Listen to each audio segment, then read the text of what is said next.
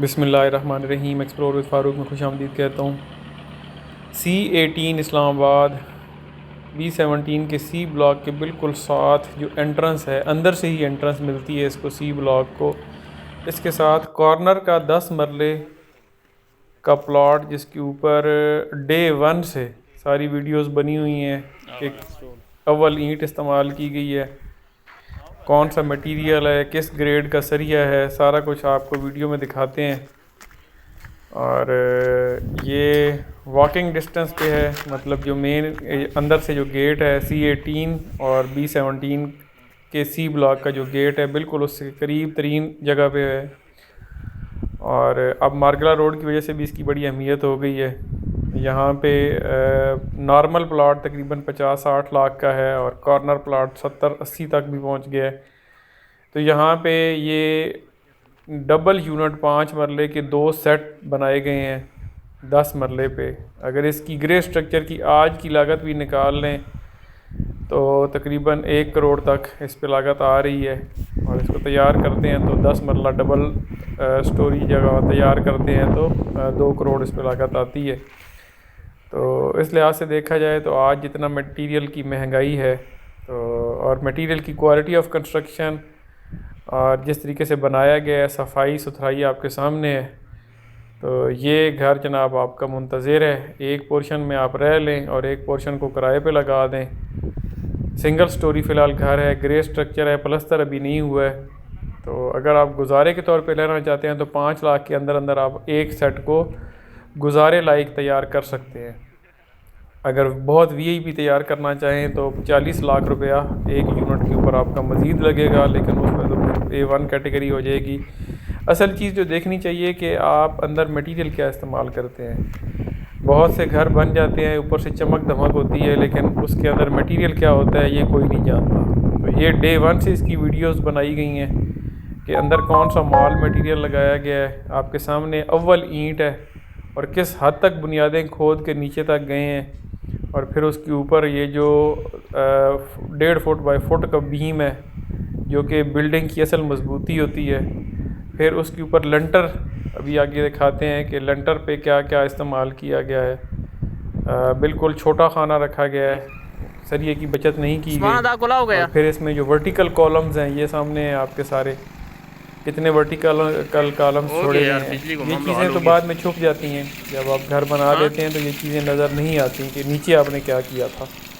तो इसकी जनाब इसीलिए वीडियोस प्रूफ के साथ आपको पेश किया जा रहा है। आप इसकी सफाई सुथराई देखें और फिर जो अव्वल ईंट इस्तेमाल की गई है उसको देखें। डबल यूनिट का ये 5-5 मरले के 2 सेट बनाए गए हैं और बड़ी मतलब ज़ाती इस्तेमाल के लिए बनाया गया है, लेकिन अब ये बेचना चाह रहे हैं, कोई मजबूरी है। तो मतलब आप ये समझ लें कि आप C18 में रहते हुए B17 के C ब्लॉक के मज़े ले सकते हैं। हर चीज़ वॉकिंग डिस्टेंस पे है। और ये देखें इससे अगले स्टेज पे ये जिस वक्त भराई होती है कॉलम्स की, वर्टिकल कॉलम्स की, उस स्टेज की वीडियो है। यानी स्टेप बाय स्टेप इसको देखते जाएं। वो बुनियादें तो अब गायब हो गई हैं मट्टी में, जो पहले मैं वीडियो में दिखा रहा था।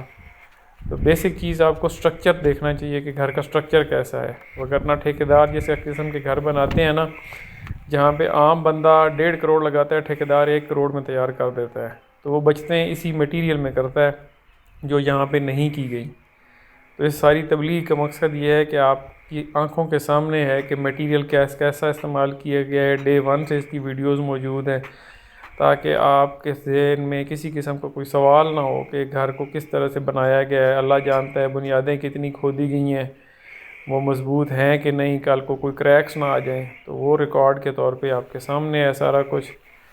और बाकी ये है कि बहुत बेहतर तो खुदा की ज़ात जानती है, लेकिन अपनी तरफ से पूरी एहतियात और तवज्जो। और फिर अंडरग्राउंड वाटर टैंक काफ़ी बड़ा बनाया गया है। यहाँ पे पानी का कोई इशू नहीं है, आपको ये भी बता दूँ। अंडरग्राउंड वाटर टेबल बहुत स्ट्रॉन्ग है, आप जितना मर्ज़ी मोटर चला लें पानी ख़त्म नहीं होता।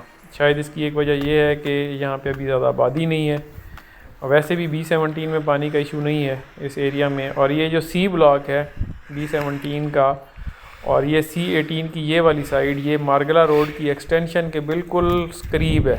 यानी यहाँ से मार्गला रोड की एक्सटेंशन जो है वो 2.5 किलोमीटर तक के फासले पे है, 2.5 से 3 किलोमीटर। अगर आप एक्सटेंड मार्गला रोड की उस पे पहुंच जाएंगे तो सीधा आप समझिए इस्लामाबाद आपसे 15 मिनट की फासले पे है। मेन इस्लामाबाद ब्लू एरिया की बात कर रहा हूँ।